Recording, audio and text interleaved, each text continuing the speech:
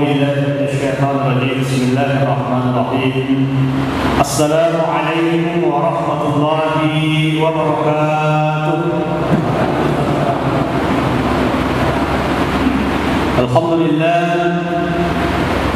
الحمد لله الذي خلق الموت والحياة ليبلوكم أيكم أحسن عملا.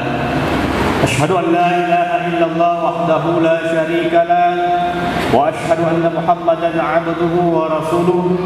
اللهم صل على سيدنا ومولانا وحبيبنا وشفيعنا محمد ابن عبد الله صلى الله عليه وسلم وعلى آله وصحبه ومن تبعهم بإحسان إلى يوم الدين. أما بعد. حسبنا الله نعم الوكيل نعم المولى ونعم النصير لا حول ولا قوة إلا بالله العلي العظيم. Hadirin jemaah tarawih yang dirahmati Allah Subhanahu wa taala. Kita sama-sama mengucapkan syukur kepada Allah Subhanahu wa taala dengan membaca alhamdulillahirabbil alamin dan salawat kepada junjungan kita Nabi Allah Muhammad sallallahu alaihi wasallam dengan membaca Allahumma salli ala sayyidina Muhammad wa ala ali sayyidina Muhammad. Jemaah tarawih yang dirahmati Allah Subhanahu wa taala. Beberapa hari ini kita lihat di berita di media sosial ada saudara-saudara kita yang berpulang ke rahmatullah. Mereka syahid dalam perjalanan sebanyak berapa orang itu yang kapal pesiar itu? 43 orang ya? 53 orang. InsyaAllah mereka syahid di jalan Allah dan kita doakan mudah-mudahan mereka itu diampuni segala dosanya dan diterima segala amal ibadahnya dan mendapat keberkahan bulan suci Ramadan dan kepada keluarganya itu diberikan ketabahan dan kesabaran. Amin. Dan juga tadi habis salat zuhur ada salah satu muballigh di kota Makassar. Beliau sementara ceramah tiba-tiba meninggal dunia. Jadi memang manusia itu akan meninggal dalam kebiasaannya. Orang yang selalu berlayar kemungkinan besar dia akan mati dalam kebiasaannya. Orang yang selalu membaca Al-Quran, betapa banyak orang yang senantiasa membaca Al-Quran kemudian dia meninggal dalam kebiasaannya. Ada juga orang yang hobi main bola, mati. Ada orang yang hobi suntik, mati. Ada orang yang ceramah, mati. Tapi mudah-mudahan saya belum mati malam ini. Ada juga orang yang hobi main bulu tangkis, mati. Tapi bukan di sini. Ada yang hobi sweeping, mati. Artinya orang akan mati kemungkinan besar dalam kebiasaannya.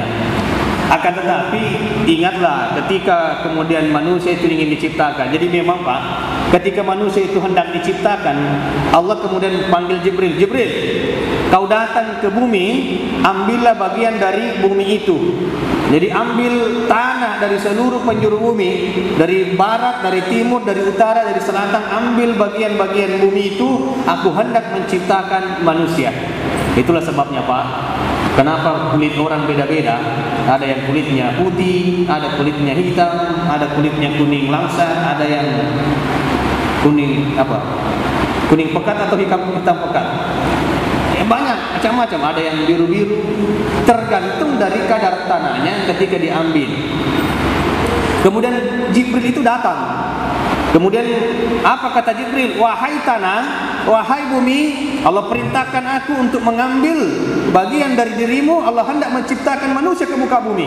Kata tanah, wahai Jibril, jangan engkau sakiti aku. Aku mohon Jibril, aku berlindung kepada Allah daripada engkau menyakitiku, wahai Jibril. Kata Jibril, wah kalau begitu kau berlindung kepada Allah, saya tidak berani. Jibril kembali menghadap kepada Allah. Ya Allah, tadi saya mau ambil tanah, akan tetapi tanah itu berlindung kepadamu. Saya tidak berani karena ia berlindung kepadamu ya Allah. Kata Allah, ya sudah. Jadi Allah itu tidak pemarah Pak. Kalau kau tidak bisa, ya sudah. Mikail kau yang datang. Kau yang cabut tanah itu. Mikail datang kepada bumi, kepada tanah. Wahai tanah, Allah hendak menciptakan manusia, maka aku diperintahkan untuk mengambil bagian-bagian darimu. Kata tanah, ya Mikail, janganlah engkau sakiti aku, wahai Mikail. Aku mohon kepadamu, aku berlindung kepada Allah daripada engkau menyakitiku, wahai Mikail. Setelah mendengarkan ucapan tanah, Mikail katakan, waduh, kalau kau berlindung kepada Allah, saya juga enggak berani. Mikail pun kembali. Jadi dua malaikat sudah gagal. Yang ketiga, Israfil. Israfil datang. Apa kata tanah, wahai Israfil, aku pun berlindung kepada Allah daripada engkau menyakitiku, wahai Israfil. Israfil pun pulang. Yang terakhir Pak adalah malaikat Israel. Malaikat Israel. Malaikat Israel, kau datang kepada tanah, cabut itu tanah, cabut bagian-bagian dari tanah. Maka begitu Pak malaikat Israel itu datang ke tanah, beda dengan 3 malaikat yang sebelumnya. Kalaulah malaikat 3 ini minta izin, minta permisi, kalau malaikat Israel memang tidak minta izin. Begitu Israel itu datang, langsung cabut, ambil, menjerit bumi, menjerit tanah. Wahai Israel, aku berlindung kepada Allah, jangan sakiti aku. Aku berlindung kepada Allah, wahai Israel. Apa kata Israel? Aku tidak akan pulang sebelum aku menyelesaikan apa yang menjadi tugas dan tanggung jawab aku. La ya'sunallaha ma amarahum wa yaf'aluna ma yu'marun. Maka siapakah yang berhasil mencabut tanah tadi? Adalah malaikat Israel. Maka kata Allah, wahai malaikatku, di antara kalian yang berhasil mencabut tanah tadi, mengambil bagian tanah tadi adalah malaikat Israel. Oleh karena itu Israel, aku perintahkan kepadamu, nanti ketika nyawa manusia akan dicabut, kau pula yang datang mencabut nyawa manusia-manusia itu, Pak. Itulah sebabnya malaikat Israel itu juga dinamakan malaikat maut, malakul maut.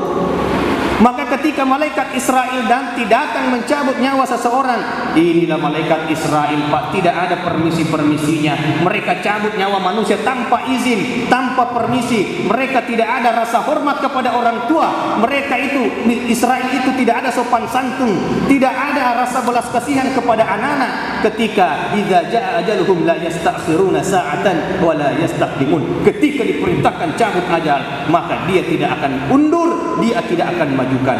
Itulah malaikat Israel. Tapi kata malaikat Israel, ya Tuhanku, aku siap menerima amanah darimu. Aku siap menjalankan perintahmu dengan satu catatan, ya Allah. Aku mohon, kalau boleh ya Allah, saya mohon. Apa wahai Israel? Apa itu?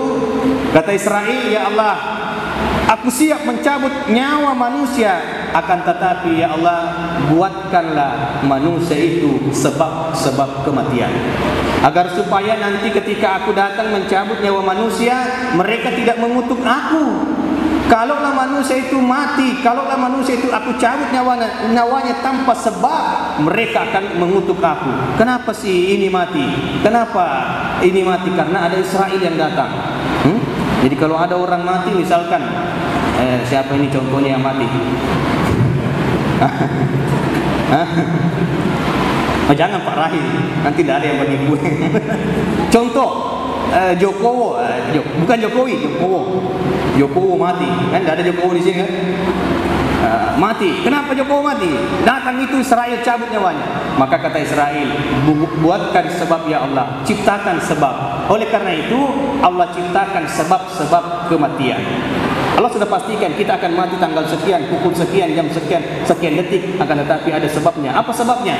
Apa sebabnya orang mati itu yang 53 orang? Sebabnya karena tenggelam. Apa sebabnya orang mati? Karena minum minuman keras. Apa sebabnya orang mati? Karena sakit. Apa sebabnya orang mati? Tertabrak. Apa sebabnya orang mati? Kena corona. Jadi corona semua apa macam itu hanya sebab-sebab kematian. Allah sudah tentukan kau pasti mati, tapi ada sebabnya. Sehingga ketika nyawa seseorang itu dicabut, malaikat Israel tidak nampak lagi. Manusia tidak mengutuk malaikat Israel. Akan tetapi malaikat Israel bersembunyi di balik sebab itu. Kenapa sih ini mati? Oh, tadi dia tertindih tomat. Kenapa tertindih tomat bisa mati? Iya, 3 karung. Kenapa dia mati? Dia ketimbang cicak dengan tiang. Kenapa sih ini mati? Oh, tadi dia jalan-jalan ke pasar, meludah, mati. Kenapa bisa meludah mati? Iya, yang dia ludah itu penjual parang. Jadi ada sebab-sebab manusia itu mati, Pak. Ya, jadi jangan katakan itu anak saya ditabrak mobil, andaikan dia tidak naik sepeda pasti belum mati. Andaikan dia tinggal di rumah pasti belum mati. Oh tidak, belum tentu. Kalau memang ajalnya pasti akan mati, tapi mungkin dengan sebab-sebab yang lain. Maka kemudian kematian ini, Pak, pasti. Kullu nafsin za'iqatul maut. Setiap yang bernafas, yang bernyawa pasti mati. Jadi sebenarnya manusia itu sejak kita lahir kita sudah divonis pasti mati. Sejak kita menghirup udara, sejak kita bernafas, sejak kita muncul ke dunia, kita sudah divonis pasti mati. Jadi semua orang pasti mati. Yang jadi persoalan adalah bagaimana caranya kita mati. Jangan hanya berpikir bagaimana hidup enak, tapi pikirkan juga bagaimana caranya mati enak. Orang kan kadang-kadang mikir gimana supaya hidupnya enak, akan tetapi lupa bagaimana caranya agar supaya mati enak. Karena semua kita pasti mati, tidak ada orang yang selamat, Pak. Semua pasti mati. Kenapa Nabi SAW mati, wafat? Karena Nabi SAW bukan Tuhan. Kenapa Nabi Adam mati? Nabi Adam bukan Tuhan. Yang berkekal itu wa yabqa wajhu rabbika dzul jalali wal ikram. Yang kekal, yang abadi hanyalah Allah semata-mata. Kita semua pasti mati, Pak. Bahkan kehidupan dunia ini, Pak, singkat sekali. Kalau dibandingkan kehidupan akhirat, fi yaumin kana miqdaruhu alfasana. Satu tahun di akhirat 1000. Satu hari di akhirat 1000 tahun bandingannya di dunia. Jadi kalau umur kita 60 tahun, kalau menghitung akhirat kurang lebih 2 jam saja. Singkat sekali, akan tapi itulah yang kemudian akan menentukan kehidupan kita yang selama-lamanya. Jadi yang harus kita pikirkan, Pak, bagaimana kemudian kita kembali kepada Allah radiyatan maradiyah, dengan ridha dan ridai. Itulah yang kemudian Allah katakan, ya ayyatuhan nafsul mutmainnah, wahai jiwa-jiwa yang tenang, irji'i ila rabbiki radiyatan mardiyah. Kembalilah kepada Tuhanmu. Dengan apa? Dengan ridha dan diridai. Fadkhuli fi ibadi wadkhuli jannati. Masuklah kalian ke dalam golongan-golongan hamba-Ku. Wadkhuli jannati. Masuklah kalian ke dalam surgaku. Kira-kira kalau ditanya, Pak, Bapak Ibu mau masuk surga tidak? Mau enggak masuk surga? Mau enggak? Mau sekarang?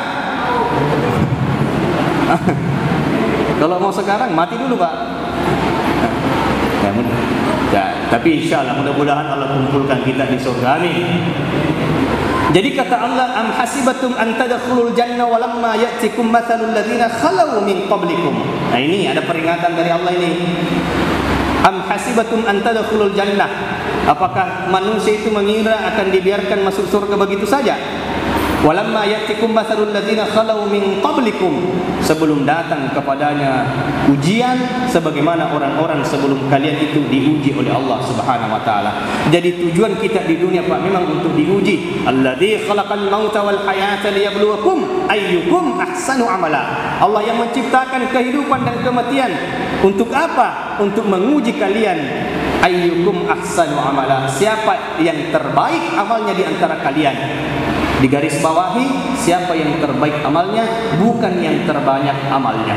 Akan tetapi yang paling afdal amalnya banyak dan juga amalnya baik. Banyak dan terbaik. Oleh karena itu, jemaah yang dirahmati Allah, mudah-mudahan Allah panggil kita dalam keadaan husnul khatimah. Lahir kita ke dunia, lahir kita ke bumi dalam keadaan orang-orang di sekeliling kita tertawa dan kita menangis pada saat itu.